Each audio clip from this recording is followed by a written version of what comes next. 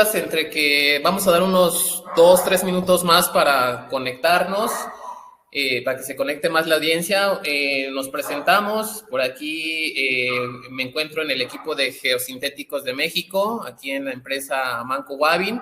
Soy el ingeniero Luis Rodrigo Carrasco Estudillo, ingeniero químico industrial de profesión, egresado del Instituto Politécnico Nacional. Ya en la compañía o en esta gran compañía llevo casi 4 años de experiencia en el desarrollo de soluciones con el tema de geosintéticos y también la parte de minería. Alejandro, buenas tardes. Por favor, platícanos un poco sobre tu gran trayectoria en materia de geosintéticos, por favor. Hola, Rodrigo, muy buenas tardes. Mucho gusto de saludarte. Como bien decías, pertenecemos al equipo Geos México. Tanto Rodrigo como un servidor estamos en el área ambiental y de minería. Yo soy arquitecto de profesión. Yo soy egresado de la UNAM, de la Universidad Nacional Autónoma de México. Y bueno, ya tenemos pues más de 9 años de experiencia en el área de geosintéticos y en lo que es el área ambiental también. Ok, muy bien, muy bien. Y en un minuto iniciamos ya el geotraining para empezar ya a desarrollarlo. Nada más, ahorita vamos a dar unos pequeños lineamientos, ¿verdad? Para la atención de este geotraining. Insisto, probablemente por ahí se generen algunas preguntas o algo de información adicional que quieran que se les proporcione. Sin problema, nosotros podemos proporcionar esa información, ¿verdad? Entonces, pues vamos a dar inicio. Nuevamente, bienvenidos a los que están conectando y a los que se están sumando a este geotraining de la empresa Manco Wavin. El título de este geotraining es Geosintéticos, la mejor alternativa para construir ciudades resilientes al cambio climático. Esta presentación va a estar dividida en 2 secciones. Su servidor estará dilucidando la primera sección de este geotraining y posteriormente mi compañero Alejandro estará dando desarrollo y también culminará con este geotraining. ¿Cuáles son algunas de las recomendaciones? Bueno, obviamente, como podrán haber visto, el panel estará silenciado durante la presentación. Lo que les he venido diciendo, ¿verdad? Si quieren formular alguna pregunta o comentario en el panel de preguntas, bueno, hay que indicar el país donde se encuentra y su correo electrónico. Probablemente, de acuerdo con la presentación, como se vaya desarrollando, puede que existan algunas preguntas o demasiadas preguntas, ¿verdad? Las cuales son totalmente bienvenidas, pero las que no se alcancen a responder, pues bueno, vamos a tratarlas de resolver inmediatamente, ya sea a través de una llamada, un correo o una visita, ¿verdad? Porque todo es válido.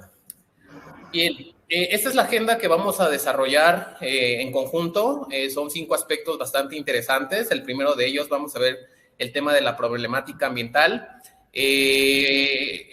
orientada, ¿verdad? Básicamente a lo que es la generación de basura. El segundo punto son las soluciones tradicionales, ¿verdad? Que se están aplicando actualmente en los rellenos sanitarios o que se han estado aplicando por décadas. Sin embargo, vamos a ver cuáles son las problemáticas, ¿verdad? De estar empleando esta solución tradicional aplicada en el tema de rellenos sanitarios. Vamos a ver cómo interactúan los geosintéticos para resolver esta problemática. Vamos a ver el caso de éxito de la clausura de este relleno sanitario emblemático aquí en México, lo que fue el relleno sanitario de Bordo Poniente. Y bueno, vamos a ver los valores agregados de esta solución. Entonces, pues vamos a dar inicio con este tema de la problemática ambiental. Antes que nada, vamos a platicar sobre a quién pertenecemos, ¿verdad? Pertenecemos a lo que es Orbia. En Orbia somos una comunidad de empresas que comparten un propósito en común: impulsar la vida alrededor del mundo. A través de nuestras diferentes líneas de negocio, nosotros buscamos contener los principales retos a los cuales estamos experimentando o experimenta la humanidad en este siglo XXI, ¿verdad? ¿Como cuáles serían? Bueno, garantizar la seguridad alimentaria, reducir la escasez del agua, reinventar el futuro de las ciudades y hogares. Venimos saliendo de una pandemia con la cual estuvimos confinados casi 2 años y otro de nuestros propósitos es expandir la salud. Y bueno, qué decir también del tema del desarrollo de la infraestructura, que es importante en cualquier país. Algunos otros datos sobre nuestra compañía es que generamos ventas por más de 8,800 millones de dólares. Somos más de 22,000 colaboradores con los cuales estamos presentes en más de 100 países a través de nuestras 120 plantas de fabricación, localizadas en 50 países, ¿verdad? Tenemos 9 academias de formación y, bueno, una mina de flúor. Ya sobre nuestro negocio, en nuestras 3 marcas, Amanco Wavin, Pafco Wavin y Vidim Wavin, somos los mayores fabricantes de geosintéticos en la TAM. Anualmente producimos y surtimos más de 100 millones de metros cuadrados de geosintéticos en nuestras 5 plantas de fabricación, las cuales están localizadas en el Estado de México, 2 plantas en Colombia, una en Brasil y una en Perú. Tanto nuestras plantas como los laboratorios con los cuales estamos o tenemos cuentan con las certificaciones correspondientes en materia de geosintéticos, con la cual pues damos certidumbre, ¿verdad?, a la calidad de los materiales que se están entregando. Ya habiendo tocado este primer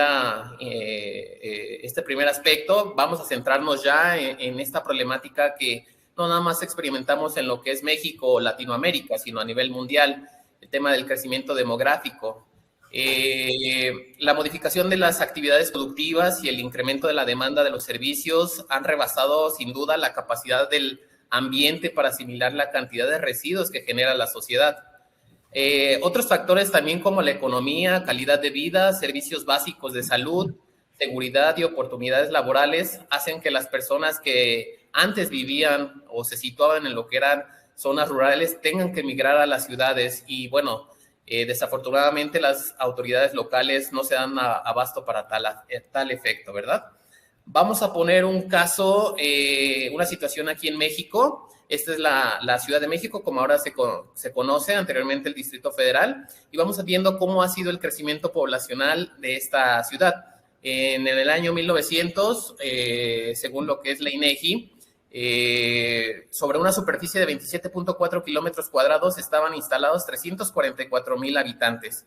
¿Qué pasó solamente 50 años después? Esta superficie se tuvo que expandir indudablemente por el tema del crecimiento demográfico a 229, pero ya abarcando 3,100,000 personas. Es impactante el crecimiento que ha tenido en solamente 50 años y qué decir para hace tan solo 2 años previos a la pandemia. Sobre una superficie de 1,481 kilómetros cuadrados, somos más de 25,800,000 habitantes.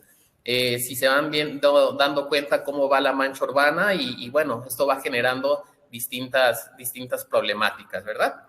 El planeta enfrenta grandes retos en el manejo de los residuos sólidos urbanos y de su manejo y los residuos de manejo especial. Coloquialmente nosotros a esto le llamamos basura, ¿verdad? Como ya lo citamos anteriormente, factores como el crecimiento de la población y de la actividad industrial, los patrones actuales de producción y consumo, la demanda, ¿verdad?, que nosotros como humanidad estamos generando, el proceso de urbanización, entre otros factores, han modificado de manera importante la cantidad y la composición de estos residuos.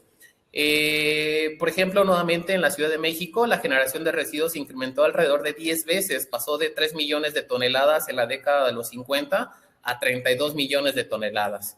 Del total de los residuos generados en el país se recolecta solamente el 83%, pero solamente la mitad de este porcentaje tiene una adecuada disposición final. Por ejemplo, de acuerdo al diagnóstico básico para la gestión integral de los residuos, en su tabla número 34, menciona que en México se tienen 2,203 sitios de disposición final. Entendamos un sitio de disposición final como a donde llega la basura propiamente, ¿verdad? Sea que tenga un buen confinamiento o no. Tenemos, por ejemplo, lo que son los rellenos sanitarios, pero tenemos también tiraderos a cielo abierto, o sitios de tiraderos de sitio controlado, ¿verdad? La Semarnat tipifica en la normativa, en su norma 083, los lineamientos que deben de cumplir estos sistemas de acopio de basura, y como podrán ver, solamente 326 sitios cuentan con una normativa de disposición final. Es casi el 13% de estos sitios que a nivel México solamente cuenta con esta disposición, y bueno, sabemos de la problemática que se genera, ¿verdad? La primera de ellas es la contaminación de los mantos freáticos, y es que la basura, dentro de su proceso de descomposición, sabemos que genera lixiviados. Los lixiviados se forman por la fermentación y descomposición de los residuos orgánicos o por la percolación del agua de lluvia, y su aspecto suele ser bastante desagradable, ¿verdad? Por ahí, cuando dejamos un bote de basura a la intemperie y llueve y queda un poco de tiempo, empieza a generar un mal olor, ¿verdad? Un color amarillo, negro y denso, y estos, al entrar en contacto con el agua, pues se pueden mezclar con los otros tipos de residuos, y pueden llegar a ser un líquido muy tóxico debido a su alto contenido de nitrógeno, hierro, cloruros, fenoles, algunos metales pesados y hasta pesticidas o solventes. Entonces, esto inhibe, ¿verdad?, lo que es la posibilidad de estar utilizando esta agua para riego o para consumo humano. Derivado de todos los metales y demás compuestos químicos, ¿verdad?, que se llegan a infiltrar sobre el suelo y que, bueno, a través de los mantos freáticos se llegan a esparcir, ¿verdad? Tenemos la contaminación de lo que es la tierra, ¿verdad?, o el lugar donde se deposita. Esto, al afianzarse ahí, pues bueno, generan la inhibición de la vegetación o la contaminación de la vegetación que antes se establecía ahí. Entonces, esto es un efecto colateral, porque esto hace o permite que las personas tengan que migrar, ¿verdad?, nuevamente sobre ese sitio al no tener una disposición adecuada de los residuos, y nuevamente estas personas tienen que migrar o tienen que trasladarse a otros sitios donde sí les aseguren una excelente calidad de agua y bueno, el tema de que puedan acceder a lo que son la alimentación adecuada. Finalmente, ¿qué decir del problema de salud? La generación de la basura no contenida adecuadamente genera la contaminación del agua, el aire y el suelo, ¿verdad? Y estas están relacionadas íntimamente con la transmisión de enfermedades como la cólera, la diarrea, la hepatitis A, la fiebre tifoidea o la poliomielitis, ¿verdad?, lo cual reduce la esperanza de vida del ser humano. Sin embargo, como platicamos de estos sitios de disposición final, tenemos lo que son los rellenos sanitarios, que es una obra de infraestructura que aplica métodos de ingeniería que evita la contaminación del suelo, del agua y del aire, ¿verdad? Y aquí están dos ejemplos enfocados al tema de los rellenos sanitarios, tanto previo a su construcción como el caso del cierre.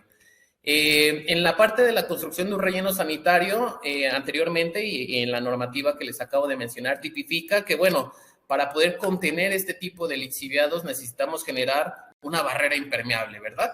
Se necesita un suelo homogéneo con un coeficiente de permeabilidad de 1/10 a la -7. Sin embargo, los espesores que se requieren para poder impermeabilizar o lograr inhibir que el lixiviado pase de la parte superior a los mantos freáticos o al terreno natural es de 1 metro, ¿no? Entonces, es un espesor bastante grueso y, bueno, imagínense la cantidad de material que se requiere para poder recubrir una superficie, porque sabemos que los rellenos sanitarios no son superficies pequeñas, son grandes extensiones de tierra, y bueno, imagínense que necesitamos ese metro para poder generar esta barrera impermeable. Sabemos que las obras de infraestructura en temas de cierres de rellenos sanitarios no son duraderas, son finitas, entonces llega un punto donde la capacidad está al tope de este relleno y bueno, hay que clausurarlo, y bajo este escenario pues necesitamos generar una cubierta diaria, ¿verdad?, para hacer una correcta interfaz en lo que son los subproductos de esta descomposición de la basura, lo que son los biosgases y lixiviados. Necesitamos nuevamente una barrera natural con una permeabilidad, un coeficiente de permeabilidad de 1/10 a la -6. ¿Para qué? Para poder inhibir cualquier infiltración que exista del exterior hacia el residuo y que esto pueda generar que se siga lixiviando, ¿verdad? Y finalmente necesitamos restaurar o remediar, ¿verdad? Ese suelo donde se tiene esta acumulación de basura. Y bueno, metemos una cubierta vegetal con un espesor de aproximadamente 0.15 metros. Entonces, estos son la metodología tradicional empleada para el tema de los rellenos sanitarios. Sin embargo, ¿cuáles son las problemáticas de utilizar esta solución tradicional? Bueno, el tema de la explotación y restauración de los bancos pétreos. Sabemos que necesitamos granulometrías específicas para poder alcanzar esa caracterización de ese sitio para poder inhibir el paso de los lixiviados, tanto sea para la producción o para el cierre de un relleno. Sin embargo, imagínense la cantidad de bancos que tenemos que estar explotando para poder hacer esos recubrimientos con esos espesores. Y qué decir también de que, bueno, el trámite de los permisos o licencias para poder hacer la explotación de esos bancos. Y bueno, una vez explotados, qué decir del tema de la restauración. Entonces, dañamos para volver a remediar, ¿verdad? Entonces, se vuelve un círculo vicioso. Ahora, ¿qué decir de los acarreos de los materiales? Sabemos que las canteras o los materiales de banco donde se necesitan estos materiales granulares con estas características, no están en muchas ocasiones no están a pie de obra. Tenemos que estar acarreando este material en camiones de 7 metros cúbicos o 12 metros cúbicos. Entonces, toda la problemática que involucra la logística para poder estar generando N cantidad de camiones con ese material para poder generar esa barrera de impermeabilización. Entonces, eso nos genera bastantes problemas al momento de pensar en la construcción o el cierre de un relleno sanitario. Sin embargo, estas dos problemáticas se condensan en lo que son las emisiones de CO2. Sabemos que actualmente estamos luchando, ¿verdad?, contra esta problemática a la cual estamos todos inmersos, que es el calentamiento global, y es necesario por nuestro futuro y el futuro de las siguientes generaciones poder sostener, ¿verdad?, la vida en este planeta a través de lo que es la reducción del calentamiento global. Y bueno, estas dos soluciones tradicionales a lo que es un relleno sanitario perjudican, ¿verdad?, totalmente en temas de contención de basura. Sin embargo, vamos a ver cómo se va a resolver este tema con la tecnología de los geosintéticos. Alejandro, es tu turno. Por favor, haznos saber cómo van a ser, cómo juegan los geosintéticos un papel importante en este proyecto. Claro que sí, Rodrigo. Muy buenas tardes a todos. Por ahí no sé si los que se conectaron puntuales, por ahí me presenté. Soy Alejandro Hernández Quintil. Soy arquitecto de profesión y soy egresado de la Universidad Nacional Autónoma de México. Llevo ya más de 9 años en el mundo de los geosintéticos, que la verdad es un mundo que cada vez nos da mayores experiencias y mayores conocimientos.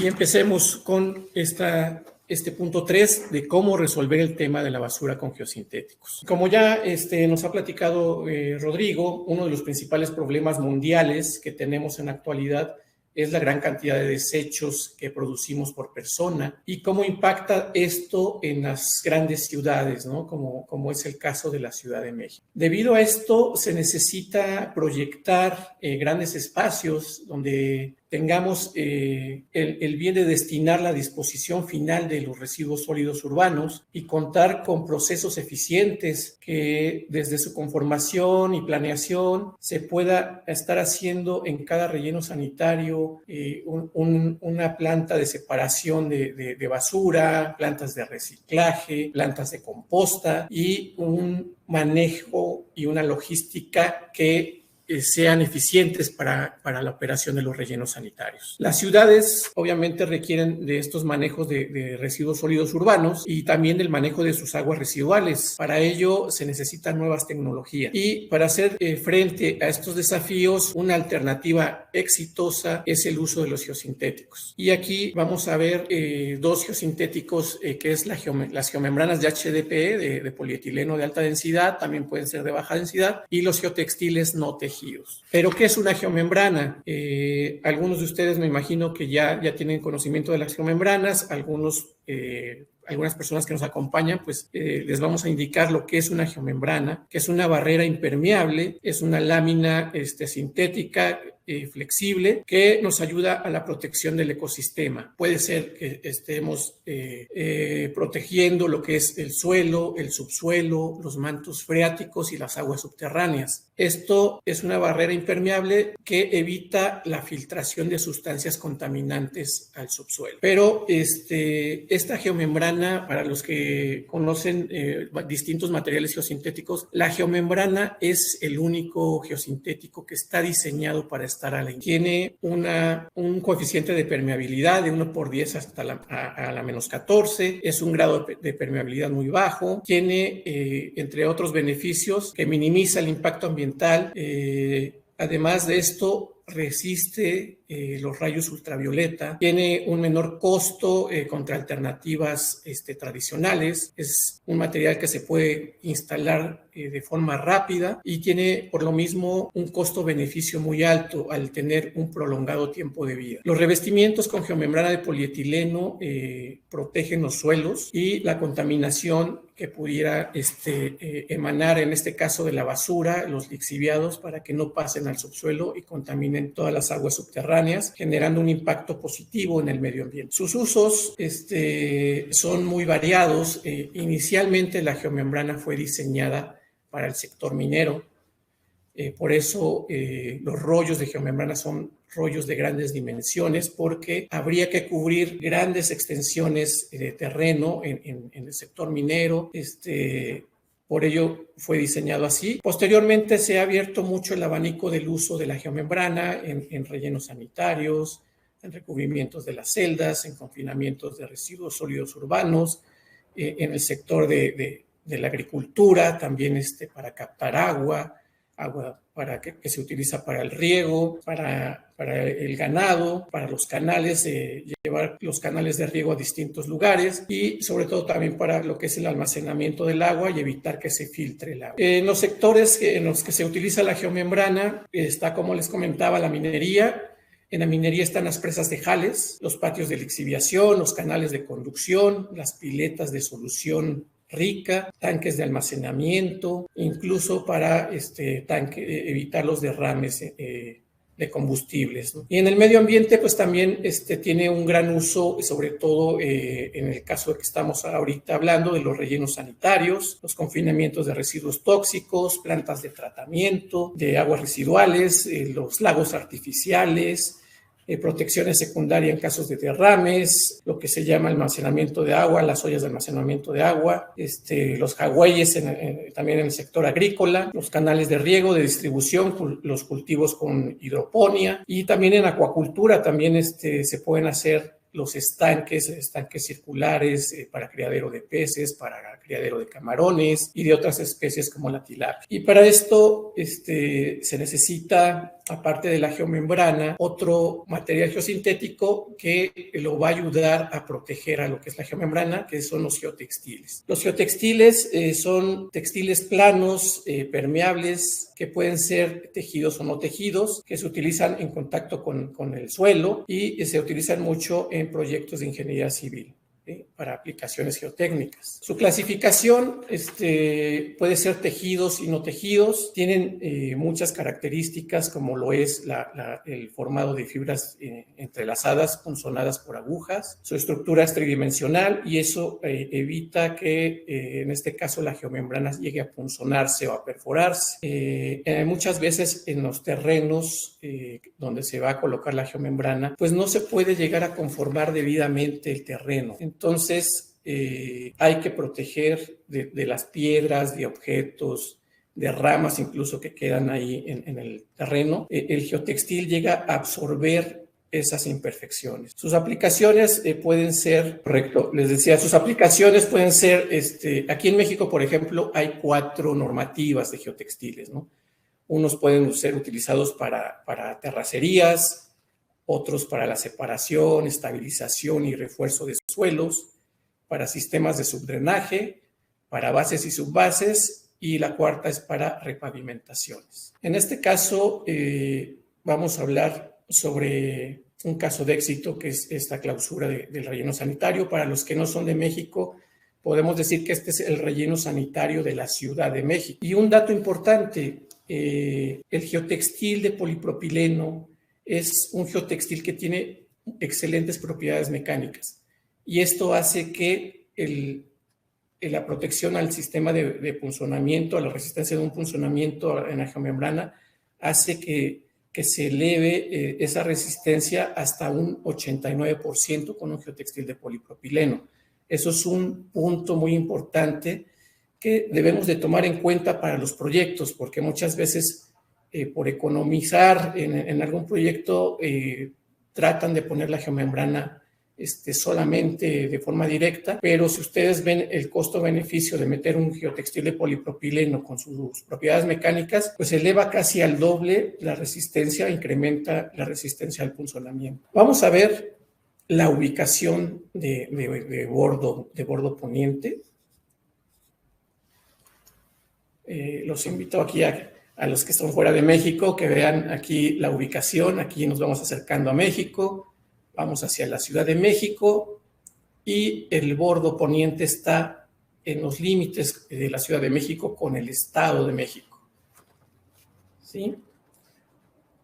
Este relleno fue creado o inició sus operaciones en 1982, y en ese terreno es con una extensión de 1,000 hectáreas, para que se den una idea de lo extenso que es este terreno. Esto fue concesionado eso está en una zona federal, fue concesionado, está ubicado donde estaba el lago de Texcoco y está en la parte posterior del Aeropuerto Internacional de la Ciudad de México. ¿Sí? En su momento, el relleno sanitario de bordo poniente fue el relleno más grande de América Latina y es el 7º a nivel mundial.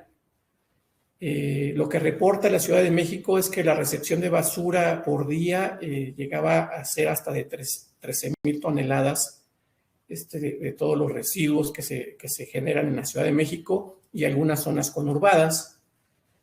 Y con ello su cierre definitivo fue en el año 2011. Otro punto importante de mencionar es que en este relleno existen 76 millones de toneladas de basura que están enterradas en esta superficie, ¿no?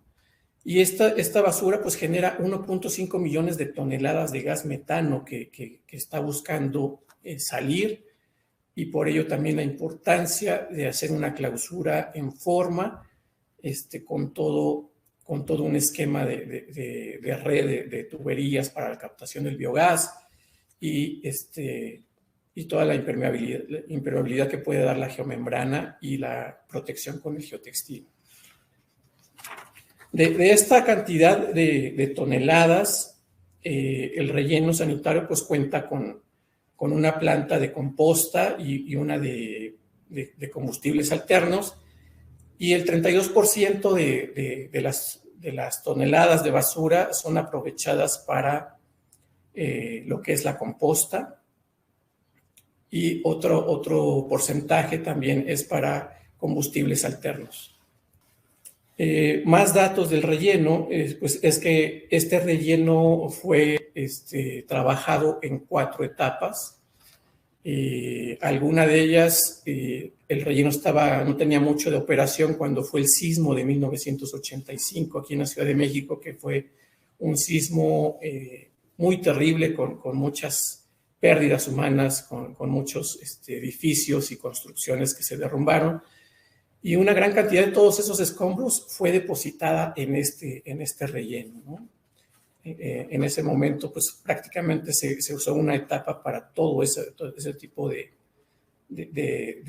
residuos de todas las construcciones que se cayeron en ese sismo, ¿no? Bueno, después de que en el 2011 se clausura el relleno, pasan cerca de 10 años prácticamente para que se estuviera haciendo la planeación y las propuestas del cierre del bordo poniente, ¿sí? Hubo varias propuestas, al final la que fue elegida fue la clausura con la geomembrana, que fue una geomembrana de 40 milésimas GM13 con una cara texturizada y un geotextil de protección, ¿sí?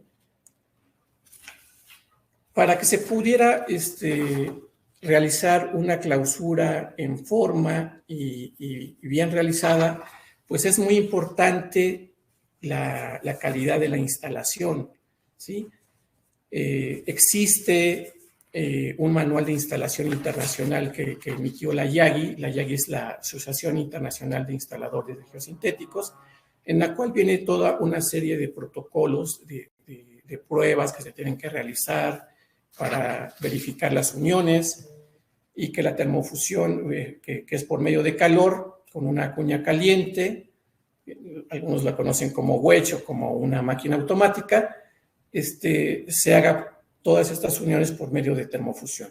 Igualmente los detalles que hay que hacer, parches y detalles de esquinas o de algún otro tipo, se tienen que hacer con una máquina de extrusión, la cual lleva un hilo de soldadura de polietileno, y la va calentando y la va fusionando para aplicarse directamente en las zonas de uniones. Los traslapes para la geomembrana pues son de 4 a 6 pulgadas. Esto es de acuerdo al equipo que se esté utilizando. Es muy importante la calibración diaria de los equipos para que se pueda hacer una termofusión correcta.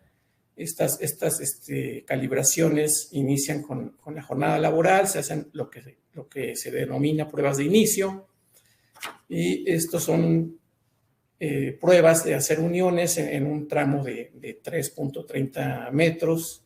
Se hacen las uniones, se pasan a tensiómetros, se verifica las resistencias y se inician los trabajos, ¿no?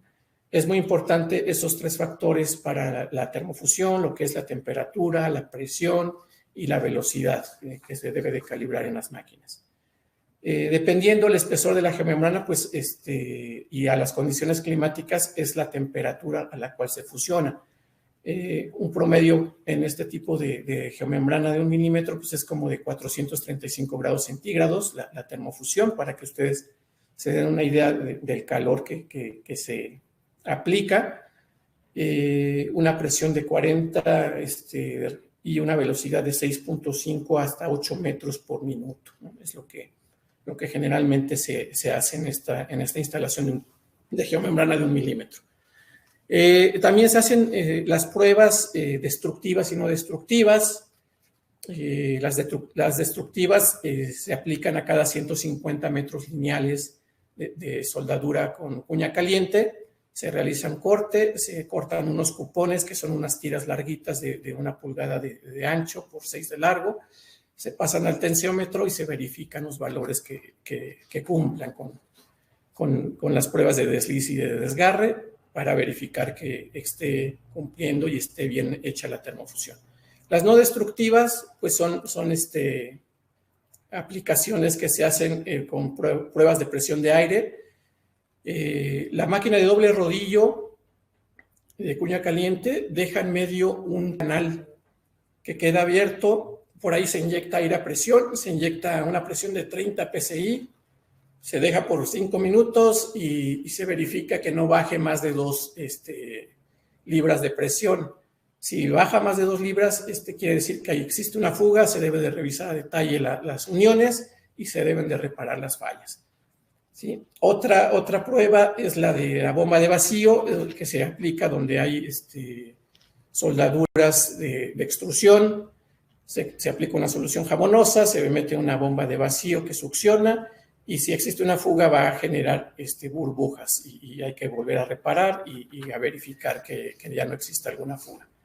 Existe otra prueba que es la de prueba de chispa, que hay lugares donde no alcanza a entrar la bomba de vacío porque es algún vértice, alguna esquina, por ejemplo, en algún registro, cárcamos, detalles con alguna unión con un elemento de concreto, vértices a 90 grados donde no entraría una bomba de vacío. Entonces, en la soldadura de extrusión se coloca un hilo de cobre, se va haciendo la extrusión y posteriormente se pasa a un tester que va a detectar chispa en el caso de que exista una fuga, una vista panorámica de lo que es el relleno. Si te sitúas sobre el video, Alejandro. A ver. Ahí está. Dale play, ahí está. Perfecto, gracias, Rodrigo. Sí, aquí vemos las condiciones de la superficie. Vemos vemos ahí costales que son bolsas de lastre que son necesarias para la instalación, para evitar que los vientos levanten la geomembrana y el geotextil. En este caso, al ser un área muy abierta, de más de 3 millones de metros cuadrados de superficie, imagínense, no hay ningún elemento que detenga, que sea una barrera del viento. Entonces, el viento pega muy fuerte, ¿no? Ahí podemos ver incluso también las bermas, que hay que dejar bermas para la captación de agua. Cuando es una celda nueva, pues hay que dejar bermas para captar los líquidos de los lixiviados y llevarlos a un punto y evacuarlos, ¿no? Aquí vemos parte de la etapa de esta clausura y podemos ver la gran cantidad de uniones que hay, las bolsas de lastre, que también es una cantidad importante, y todo este proceso para hacer la instalación. La gran mayoría en esta clausura pues es lo que se denomina como piso, pero también existen lo que son los taludes.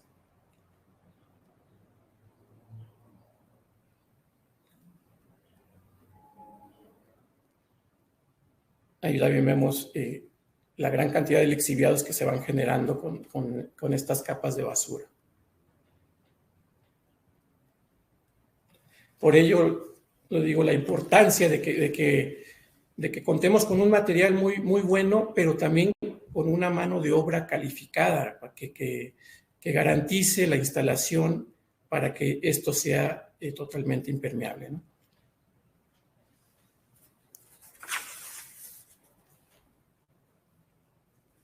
Otra característica de este terreno es que es muy arcilloso y en época de lluvias, pues eso se vuelve un lodazal.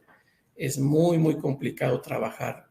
Obviamente, al ser una termofusión por medio de calor, no se puede trabajar con humedad, mucho menos con agua, con charcos. Y entonces esa es la importancia de que se pueda tener buenos rendimientos en los días que son favorables.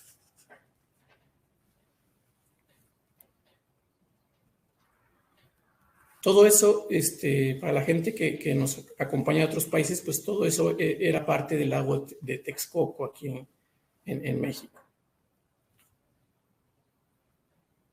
Y ahí vemos también las plantas que hay de reciclaje, plantas de composta, que todo relleno sanitario debe de contar con ello para un proceso adecuado del manejo de los residuos. Y bueno, vamos a pasar a lo que son los valores agregados, ¿no? Esto son datos muy importantes y de mucha trascendencia que espero les hagan mucho clic para que ustedes también lo puedan dar y ejecutar en sus países, ¿no? Aquí, como mencionaba Rodrigo, la metodología tradicional habla de que se debe de colocar una capa de un espesor de 40 centímetros con una permeabilidad de 1 por 10 a la menos 6. Y en el sistema de tecnología de geosintéticos. Nada más es la conformación de la superficie, la colocación de un geotextil y la geomembrana, ¿no? Entonces ahí podemos empezar a ver las grandes diferencias que existen, ¿no? Otro punto muy importante es la explotación de bancos pétreos. Para generar esos 40 centímetros de capa, se necesitarían 1.440.000 metros cúbicos de arcilla, ¿no? De material. Y para mover esa cantidad de material se necesitarían más de 240.000 acarreos en camiones de volteo o volquetas que le llaman en Colombia y en otros países de Latinoamérica, mientras que con la geomembrana pues no habría nada. Con la tecnología de la geomembrana de los geosintéticos no habría esto. Para que se den un poco de dimensión de esto, este es el Estadio Azteca. Me imagino que la gran mayoría conoce, al menos por televisión, ha visto algún partido. Aquí se han hecho 2 mundiales de fútbol. Es el estadio más emblemático de México. Está en la Ciudad de México y es el estadio más grande, con capacidad de más de 100,000 personas. Un estadio Azteca estaría lleno con esos millones de metros cúbicos, con ese 1.44 millones de metros cúbicos de material. Pero en cuestión también ambiental, todos esos acarreos nos generarían esta emisión de CO2 a la atmósfera. ¿Sí? Nos estarían provocando 2.950 toneladas de CO2 con la metodología tradicional.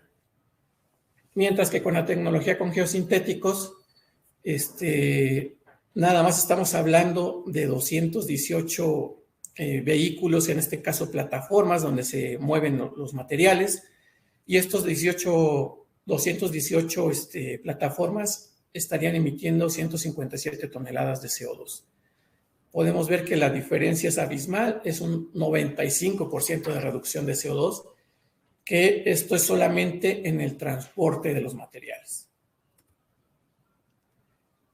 Pero también para hacer el método tradicional, la metodología tradicional, para llegar a las compactaciones de esos 40 centímetros de material, se tiene que estar haciendo constantes riegos, ¿no? Los ríos con agua, con pipas. Para ese volumen se estaría necesitando 59,000 metros cúbicos de agua, que es una cantidad también impresionante, ¿no? Y más en donde hay zonas con una escasez de este líquido tan preciado. Mientras que con la tecnología con los geosintéticos no se necesita hacer ningún riego, no se necesita estar aplicando agua, ¿no? Al contrario, no necesitamos de agua para que se haga la termofusión por medio de calor. En cuestión de tiempos, también es muy importante lo que se ahorra con la tecnología con geosintéticos. La metodología tradicional habla que este proyecto se ejecutaría en 3 años, 36 meses, mientras que con la tecnología con geosintéticos esto se reduce a la mitad. En 18 meses, en año y medio, se está haciendo este trabajo, obteniendo un ahorro del 50% en los tiempos de construcción. Por ello, es importante ver estas diferencias para que puedan ustedes tener estos aportes de la metodología tradicional, el hacerlo con arcillas, el movimiento crea también deformaciones, se hacen grietas, dejan pasar el agua. Hay que hacer una compactación muy, muy especial con arcilla, hay que utilizar mucha agua para ello, y si no se logra esa compactación adecuada, pues los asentamientos por consolidación, los problemas de expansión, hacen que esa metodología tradicional pueda ser un una solución obsoleta. Mientras la tecnología con geosintéticos, podemos ver que tiene eficiencias en muchos rubros, en costos, en cuestiones ambientales, en tiempos de ejecución y en emisiones de CO2. Al final quise dejar lo que es el ahorro económico para que ustedes puedan ver la gran diferencia, ¿no? En la metodología tradicional hablamos de un costo de 40.5 millones de dólares, mientras que en la tecnología con geosintéticos hablamos de 22 millones de dólares, ¿no? Esto es un 45% de ahorros económicos. En Amanco Wavin, así como en las demás empresas de los países de Latinoamérica, como es Vidin, como es PAPCO, seguimos nosotros con la idea y la función de seguir construyendo entornos saludables y sostenibles. Sustituyendo las metodologías tradicionales empleadas para este cierre, con arcilla compactada, la geomembrana cuenta con enormes beneficios. Ahorita pudimos verlo con todos estos números, versus la metodología tradicional y la calidad uniforme y rápida de instalación y la no explotación de los bancos y acarreos. Todos estos materiales son no renovables y todo este material arcilloso para impermeabilizar, pues estamos viendo que ya se está volviendo algo obsoleto, y si hacemos esto con la metodología con geosintéticos, podemos tener todos estos beneficios, además de evitar todas esas emisiones de CO2 a la atmósfera. Muchas gracias. Quisiera